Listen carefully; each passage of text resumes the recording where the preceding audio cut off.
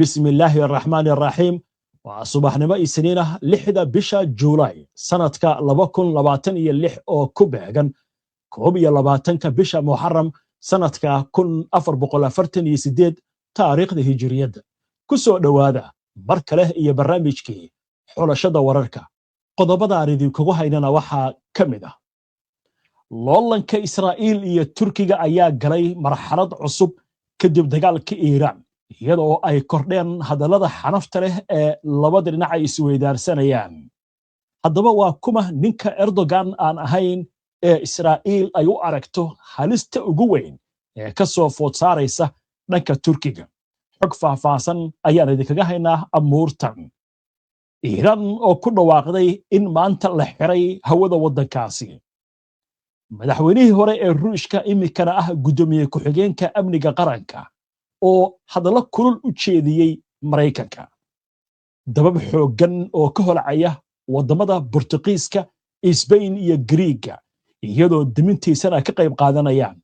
kumanaan dabdabisa shirmada xeedka gaashaanbuurta NATO oo la sheegay in arrinta Marinka Hormuus diiradda lagu saarayo dhammaan wararkan iyo weliba qodobo kale oo faahfaahsan soo dhawaada markala daawadayaal si aad ula socoto oo hesha wararka barnaamijyada iyo macluumaadka aynu soo gudbinayno haddii aad ku cusub tahay baraheena bulshada ama horay aadan ugu xirnayn hadda ku soo biir oo aad ku mahadsantihiin daawashada barnaamijka saaka waxaynu ku bilaabaynaa hadallo kulul oo ka soo yeeray madaxweynihii hore ee dalka Ruushka waxaana lagu soo waramayaa in si ba'an uu u weeraray Mareykanka iyo siyaasaddiisa arrintan oo sare u qaadaysa xiisadaha Ruushka iyo wadamada reer galbeedka madaxweynihii hore ee Ruushka haatanna ah gudoomiye ku-xigeenka golaha amniga qaranka Dmitry Medvedev ayaa daboolka ka qaaday in Mareykanka uusan xaq u lahayn inuu rabitaankiisa ku qasbo dalalka kale isla markaasna ay tahay inuu marka hore wax ka qabto dhibaatooyinka gudaha dalkiisa ka jira qoraal uu ku daabacay bartiisa bulshada uuna ku soo beegay sanad guuradii 250aad ee madax banaanida Mareykanka Medvedev ayaa isweydiiyey in Mareykanka maanta loo arki karo dal lagu daydo ama boqortooyo sharwada ah Medvedev ayaa sheegay inuusan u arkin Mareykanka mid ka mid ah labadaasi sifo balse wuxuu xusay in dalal badan oo caalamka ka tirsan ay isku raacsan yihiin in Washington aysan xaq u lahayn in ay go'aamiso go'aamada wadamada kale dal kasta ha yaraado ama ha weynaado wuxuu awood u leeyahay inuu xallisto dhibaatooyinkiisa ayuu yiri Dmitry Medvedev ninkan ayaa lagu soo waramayaa in Ruushka madaxweyne uu ka ahaa sanadihii 2008 ilaa 2012 waxaana tani markii uu bilowday dagaalka Ukraine sanadkii 2022 uu caan ku noqday hadallo adag oo ku weerarayo wadamada reer galbeedka isagoo marar badan hanjabaado u jeediyay Ukraine iyo xulafadeeda reer galbeedka waatahay warkaas intaas aynu kaga gudubno intayna ka bixin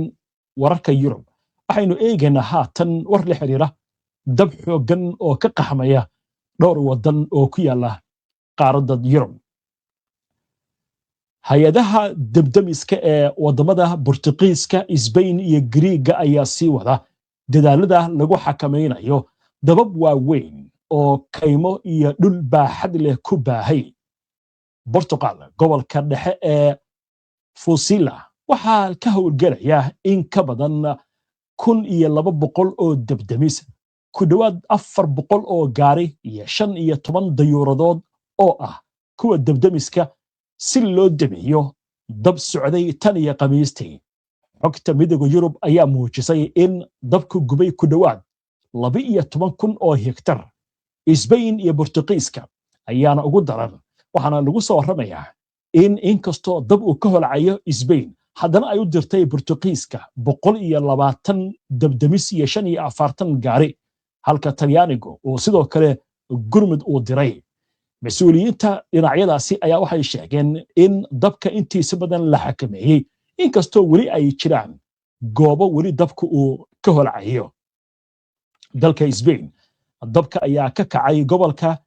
Girona ee waqooyiga bari, kaas oo saameeyey ku dhowaad 2,200 oo hektar.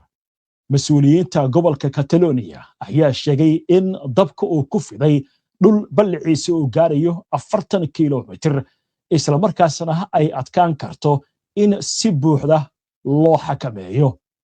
Dhanka Greega, dab ka kacay warshad dib u warshadaysa qashinka oo ku taal meel u dhow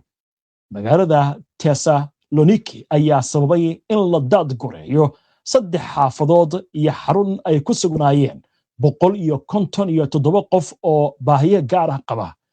Qiiqa sunta oo ka dhashay dabka ayaa sare u kacay, halka debdemisku u adeegsaday ilaa iyo 160 shaqaale iyo diyaaradaha biyaha sayriya. Dhinaca kale, dab kale oo kayma ah ayaa ka kacay galbeedka caasimadda Athens, waxaana loo diray 210 debdemis iyo 29 dayuuradood. Mas'uuliyiintuna waxay ku dadaaleen in dabka la xakameeyo habeennimadii xalay. Booliiska Greega ayaa xiray nin 76 sano jir ah oo lagu tuhunsan yahay inuu si dayacaad ah u sababay dabka kadib markii dhambilo ka soo baxayay gaarigiisa ay ku bideen kadibna huriyeen dab qabsaday dhir ku taallay waddada hareeraheeda.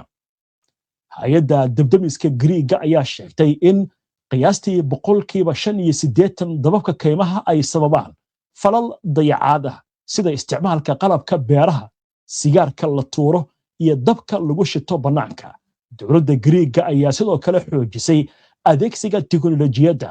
iyadoo adeegsanaysa dayax gacmeedyo cusub oo loogu talagalay la socodka dababka xilli isbeddelka cimilada sii kordhiyey dhibaatada dababkan xooggan ay geysanayaan. Waa tahay warkaas inta aynu kaga gudubno, waxaan u gudbaynaa goordhow Iiraan oo ku dhawaaqday in maanta Isniina la xiray hawada waddankaasi. Waxaan kaloo eegaynaa war la xiriira shirka madaxda NATO oo la sheegaya arrimaha Maraykanka Hormuus in si weyn loogu lafaguri doono. Waxaan kaloo idiin haynaa warbixin la xiriirta loolanka Israa'iil iyo Turkiga oo galay marxalad cusub. Waxaan kaloo idiin haynaa sheekada ku saabsan arrintan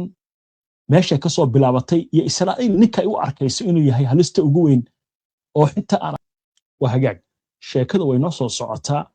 loolanka Turkiga iyo Israa'iil oo galay marxalad cusub.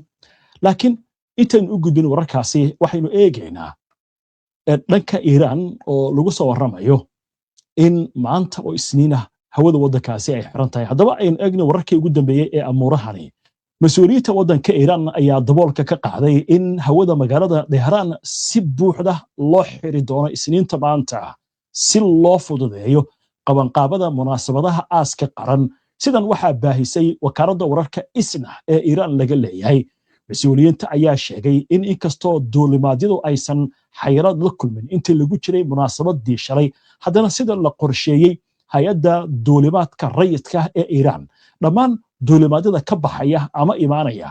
garoomada caalamiga ah ee Mahrabad iyo Imam Khomeini ee Tehraan ayaa la hakin doona maanta, iyadoo caasimadan ay ka dhacayaan munaasabado waaweyn oo dadweyne. Sidoo qorshuhu yahay garoonka Mahrabad ayaa dib u bilaabi doona shaqadiisa caadiga ah maalinimada berri oo Talaado ah, halka garoonka Imam Khomeini uu sii xirnaan doono. Maamulka ayaa sidoo kale sheegay in 9-ka bishan Juulaay si buuxda loo joojin doono isu socodka hawada ee magaalada Mashhad iyo howlaha garoonka caalamiga ah ee Shahiid Hashim Inejad xilliga lagu qabanayo munaasabadda ugu dambaysa ee aaska. Duulimaadyada ka socda gobollada kale ee dalka ayaa la sheegay inay caadi u socon doonaan 7 ilaa 8 Juulaay marka laga reebo duulimaadyada ku wajahan magaalada Mashhad oo ah goobta aaska hogaamiyaha sare ee Iiraan lagu samayn doono. Hagaag warka inta aynu kaga gudubno arrimahan Maraykanka Hormuus ee taagan, waxaa la sheegayaa in ajandaha kuwaad ay kaga jirto ama ajandayaasha safka hore shirka dhawaan ay ku yeelan doonaan dalka Turkiga madaxda wadamada NATO. Mas'uul sare oo ka tirsan dowladda Maraykanka ayaa farta ku fiiqay in arrinta Maraykanka Hormuus iyo ilaalinta isu socodka maraakiibta ganacsiga lagu wado in looga hadlo shir madaxeedka NATO ee ka dhici doona magaalada Ankara. Mas-uulkan ayaa sheegay in dhowr wadan oo xubno ka ah NATO ay muujiyeen diyaar u ahaanshaha inay wadaagaan awoodahooda iyo taageeradooda si loo xoojiyo amniga marinka Hormuz oo ka mid ah marin biyoyada ugu muhiimsan ee maraakiibta shidaalka iyo ganacsiga caalamka. Sida uu sheegay mas-uulkani, wadahadallada ayaa diiradda lagu saari doonaa sidii loo xaqiijin lahaa amniga isu socodka badda iyo ilaalinta maraakiibta isticmaalaysa marinka Hormuz, iyadoo weli ay taagan yihiin walaacyada la xiriira xaaladda amni ee gobolka. Waa tahay warkaasna halkaas aynu kaga gudubnay. Marka waxaynu u gudbaynaa warbixinta la xiriirta loolanka iyo xiisadda u dhaxaysa Turkiga iyo Israa'iil oo lagu soo warramayo inay gashay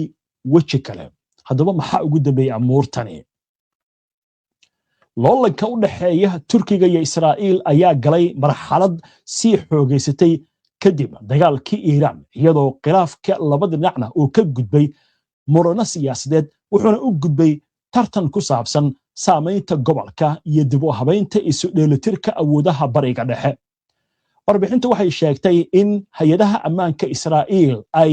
wasiirka arrimaha dibadda Turkiga Hakan Fidan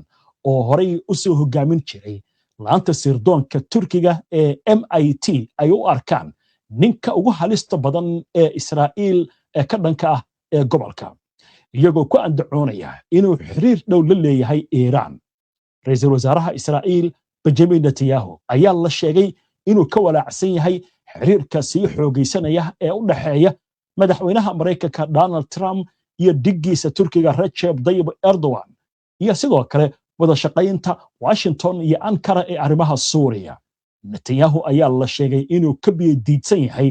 hadalkii Trump ee ahaa in Erdogan uu door ku lahaa ridista xukunkii Bashar al-Assad, halka Netanyahu uu rumaysan yahay in duqaymihii Israa'iil ee ka dhanka Xisbullah ay arrintaasi u gogol xaareen. Warbixintu waxay intaasi ku dartay in Israa'iil ay ka walaacsan tahay suurtagalnimada dib in loo soo celin karo heshiiskii dayuuradaha dagaalka ee F-35 ee Turkiga iyo Mareykanka kadib hadallo Trump ka soo baxay oo muujinaya in dib loo eegi karo go'aankii lagu hakeeyey iibkaasi. Khilaafka Ankara iyo Tel Aviv ayaa hadda ku koobnayn Erdogan iyo Netanyahu, balse wuxuu isu bedelay loolan ku saabsan nidaamka gobolka. Qaar ka mid ah siyaasiyiinta Israa'iil ayaa Turkiga u aqoonsaday khatar istiraatiiji ah oo heerkeeda uu ku dhow yahay tan Iiraan. Dhanka kale, Hakan Fidan ayaa Israa'iil ku eedeeyey inay xasilooni darro ka wada gobolka, halka Erdogan uu mar kale ku eedeeyey inay xasuuq ka wada Gaza Israa'iil, isla markaasna hawlgalladeeda Siiriya iyo Lubnaan ay khatar amni ku yihiin Turkiga. Warbixintu sidoo kale waxay xustay in aqoonsigii Israa'iil ay u aqoonsatay xasuuqii Armeeniyiinta uu sii kordhiyey xiisadda siyaasadeed ee Ankara iyo Tel Aviv.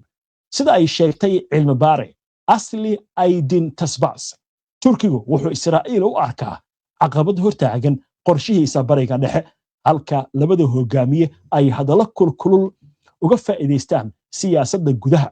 Israa'iil ayaa sidoo kale aad uga walaacsan saamaynta sii kordhaysa ee Turkigu ku leeyahay Suuriya, iyadoo Turkigu taageerayo dowladda Siiriya oo midaysan, halka Israa'iil ay door bidayso Siiriya daciif ah. Si kastaba ha ahaatee, xiriirka ciidamada iyo sirdoonka labada dal ayaa lagu soo warramayaa